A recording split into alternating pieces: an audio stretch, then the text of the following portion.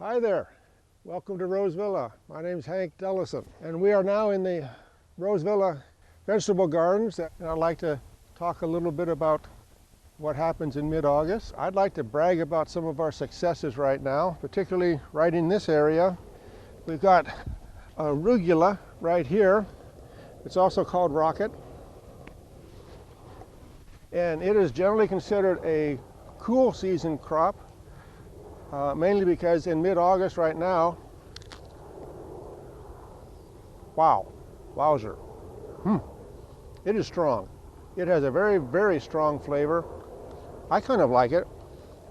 It's starting to do what we call bolting. It's starting to push up flowers. Now if we want to continue harvesting leaves off of this for our salads, we need to take this off, kind of like that, and just throw it away.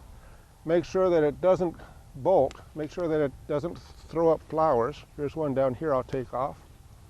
This way it'll convince the plant to continue growing leaves and not grow flowers and seeds.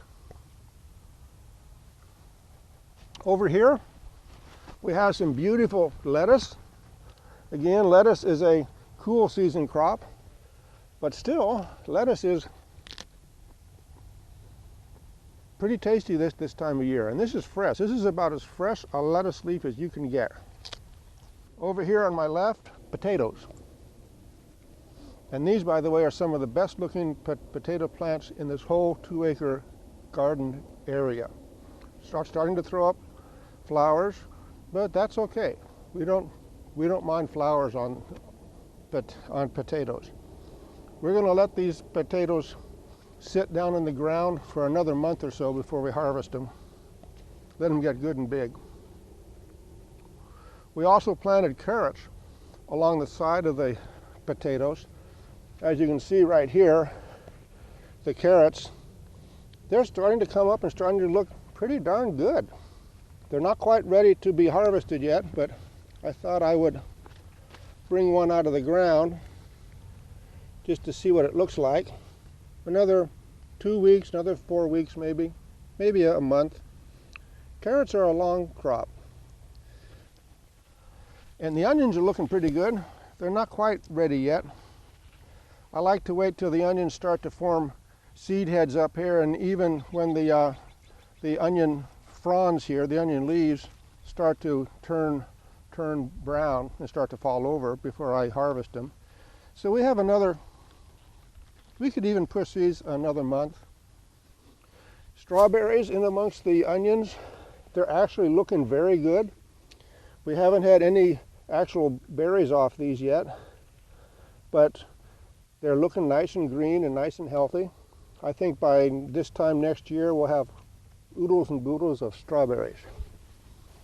Right behind me we have some beans, and we had a hard time getting these going this year.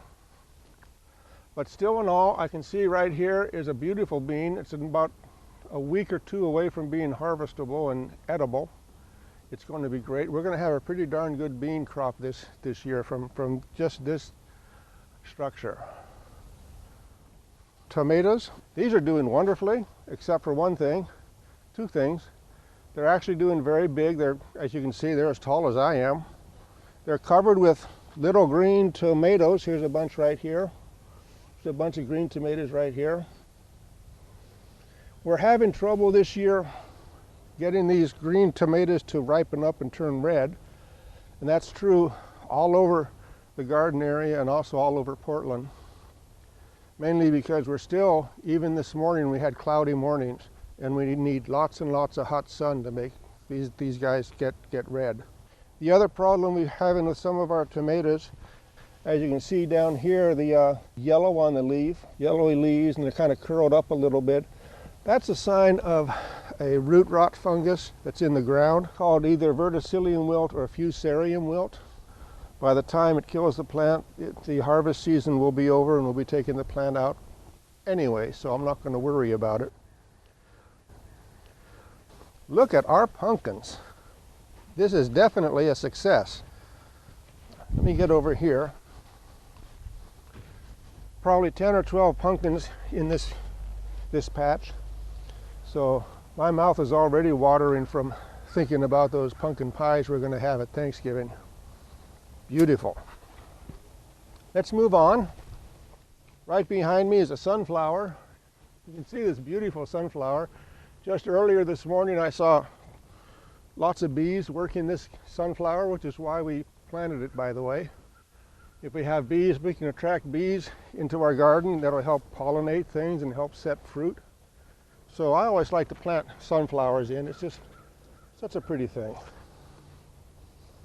Very large. Got our Swiss chard here, one of our success stories.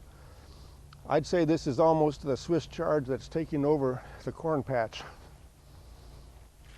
We need to start harvesting out of here.